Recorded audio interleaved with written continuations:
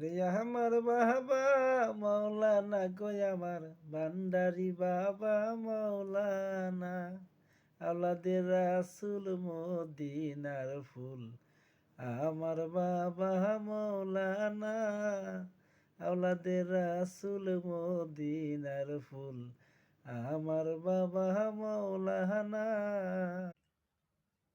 আসসালামু আলাইকুম। বলছি ইয়া আইয়ুহাল্লাযিনা আমানু ইয়া আইয়ুহাল্লাযিনা আমানু লা তাকরাবুস সালাত ওয়া আনতুম সুকুরা। তোমরা নেশাগ্রস্ত অবস্থায় মোহগ্রস্ত অবস্থায় সালাতের দ্বার কাছেও যাইও না। এই নেশা কি, মোহ কি?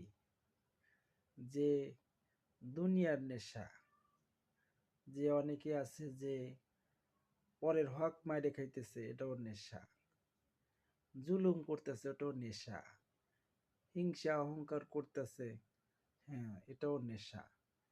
তো তোমরা এটার এই নেশার থেকে, নেশাগ্রস্ত অবস্থায় সত্য ব্যক্তি হতে পারবা না।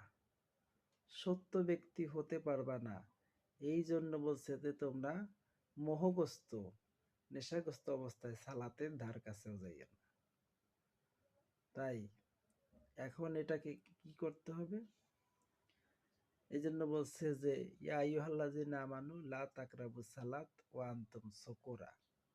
এই আয়াতের অর্থ বুঝতে হবে যে আমি নামাজ কালাম পড়ি, আমি যদি হিংসা করি, অহংকার করি, লোভ করি, তাহলে আমি কি আসলে সত্যের জায়গায় পৌঁছিতে পারবো কিনা, আমি একজন সত্য বান্দা হতে পারবো কিনা, এই বিষয়টা নিজের বিবেকের কাছে প্রশ্ন করা উচিত।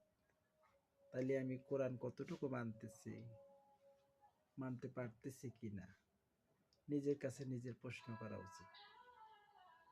আসসালামু আলাইকুম, সবাই ভালো থাকবেন।